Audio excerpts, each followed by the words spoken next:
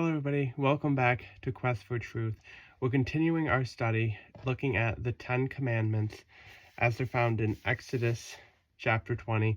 And we come this week to the fourth commandment. And the fourth commandment is different than the first three that we've seen. And it's one of two positive commands in the 10 Commandments. So the first three that we looked at were negative commands. You shall have no other gods, you shall not make for yourself an idol, you shall not take the Lord's name in vain. But this is kind of switches to a positive sense. So instead of saying, don't do this, instead it says, this is what you should do. And now in some sense, it's kind of, as we think about these four commands as a subset of the 10 Commandments, being how we love God, and the latter six, how we love mankind, even though they have an aspect of loving God within them. It kind of wraps it up as almost to say, don't do this, don't do this, don't do this. Here's what you should do, and in some sense. And we'll kind of get into what that really looks like, especially for us today. It's really interesting, and I think really misunderstood in a lot of times. So we're looking here, Exodus chapter 20, verses 8 through 11, we find the fourth commandment to remember the Sabbath day. So I'm just going to read through this passage. Remember the Sabbath day to keep it holy. 6 days you shall have labor and do all your work, but the seventh day is a Sabbath of the Lord your God. In it you shall not do any work, you or your son or your daughter, your male or your female servant, or your cattle or your sojourner who stays with you.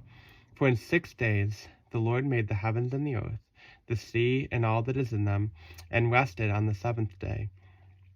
Therefore the Lord blessed the Sabbath day and made it holy.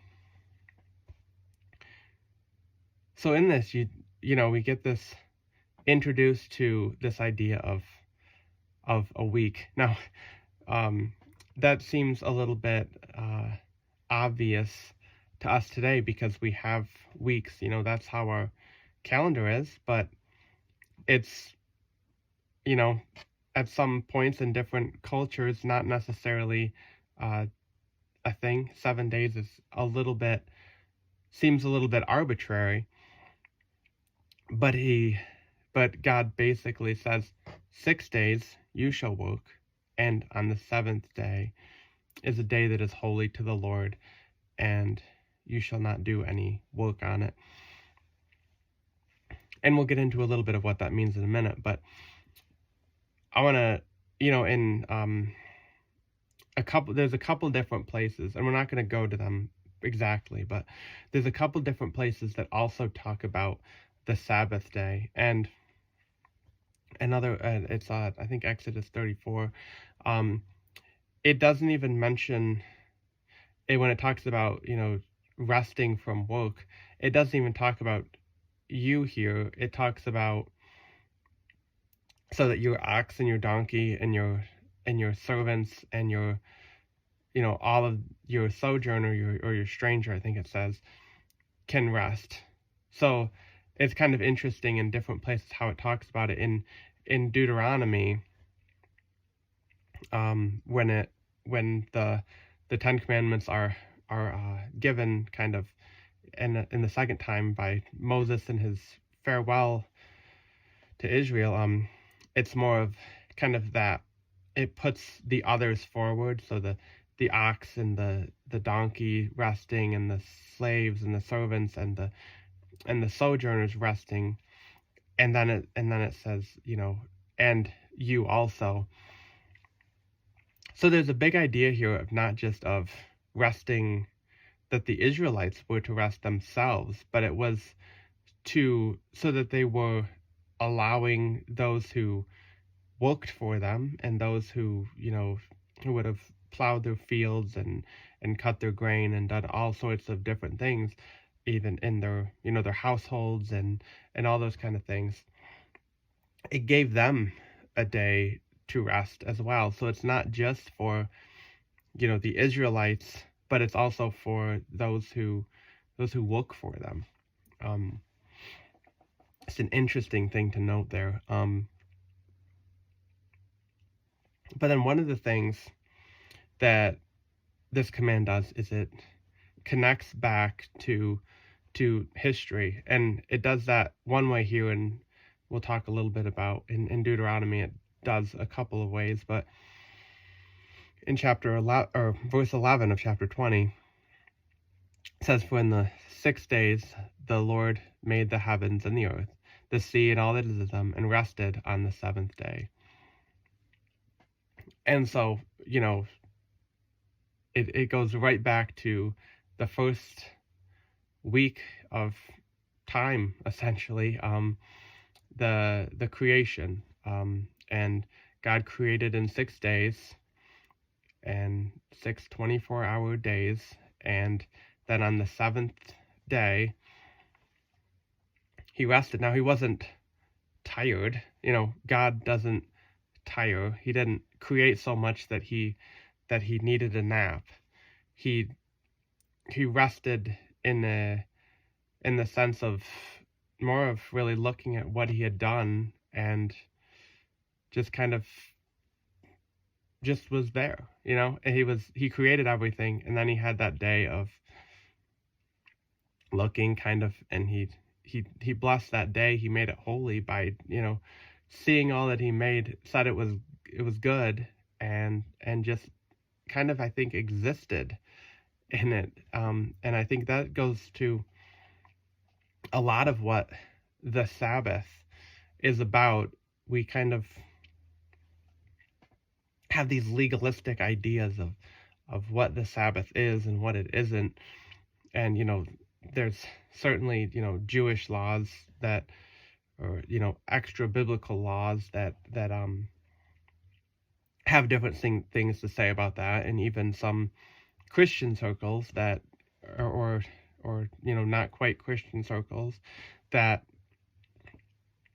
try to bring in these ideas of what the Sabbath looks like, and what we should and what we shouldn't do on the Sabbath, and what does rest look like. And we'll talk more about that later. But when you think about this, it's really this idea of labor here isn't so much like the daily things that you do, or the things. It's really a working in order to make money, to earn your living, essentially. And it's really the idea of resting on the seventh day puts your focus off of what you're doing and puts it onto God. In Deuteronomy, when it talks about this commandment, it talks about how the Israelites were brought out of Egypt by God. Now, we talked about that in verse 2 of chapter 20 of Exodus, but it brings that up again in Deuteronomy in order to say, I'm the God that brought you out of Egypt, and so you can rely on me. And by taking a day of rest, by taking a day of not working, you're relying on God to provide for your needs. And so it's a way of remembrance, a way of keeping in mind that God is the one who provides and who brings the increase. And so that's a large part of what the Sabbath really is. And even, Jesus had quite a bit to say about that in the Jewish context. We, in Matthew 12,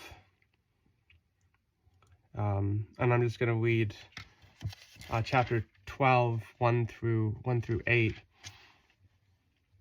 It says, at the same time, Jesus went through the grain fields on the Sabbath, and his disciples became hungry, and began to pick the heads of grain and eat. But when the Pharisees saw this, they said to him, Look, your disciples do what is not lawful to do on a Sabbath. But he said to them, Have you not read what David did when he became hungry? He and his companions, how he entered the house of God, and they ate the consecrated bread, which was not lawful for him to eat, nor for those with him, but the priests alone. Or have you not read in the law that on the Sabbath the priests in the temple break the Sabbath and are innocent? But I say to you that something greater than the temple is here. But if you had known what this means, I desire compassion and not a sacrifice, you would not have condemned the innocent. For the Son of Man is Lord of the Sabbath. And so is Jesus' disciples picking grain.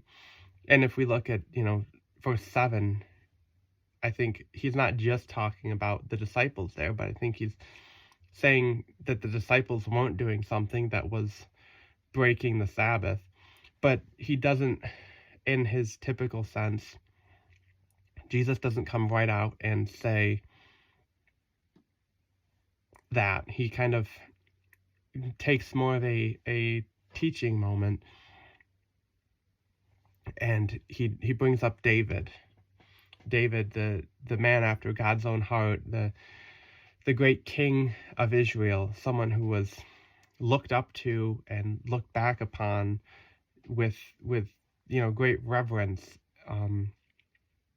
and yet even he went into the temple and ate the bread that only the priests were to eat. And so there's, you start to see a little bit of a double standard, but then verse 5 gets you almost into almost a paradox kind of, I think. And it says, or have you not read in the law that on the Sabbath the priests in the temple break the Sabbath and are innocent? So you have two different laws that are coming at each other. You have the Sabbath that says rest, and that's what they were saying. You can't even pick a grain of a head of grain on the Sabbath. But yet the priests were in the temple and they were making sacrifices. Well, that takes more work than taking a head of grain. So how do these two things come together? Well, it's in the next little bit here when Jesus says something is greater than the temple is here. And so he's talking obviously about himself, and he's saying that the Sabbath isn't meant for this idea of just not working, but it's meant for worship. Like that's the point of it. The Sabbath rest, the ceasing from work, like we talked about, relying on God, is really a worship of God. And he says, if you had known that when he said that I desire compassion or mercy and not sacrifice, you wouldn't have condemned the innocent. You wouldn't have looked at people who were, doing things, on the Sabbath, even good things, godly things on the Sabbath, and condemning them. You would rather have mercy on them because you would have known that they are doing good according to what the Sabbath is for. Because verse 8, the Son of Man is Lord of the Sabbath. He's the reason the Sabbath exists, and it's in order to worship him of why that rest exists, that day of stopping from work, that day of not relying on yourself, the day of relying on God, looking to God who brought you out of Israel, or out of Egypt and through the wilderness, and brought you into the land flowing with milk and honey, not because of anything that you did, but because of what he did. And so resting in that fact is where we start to see what rest means. And now we're going to take this a little bit more. Next week, we're going to look a little bit more into what it means for us to rest today as Christians.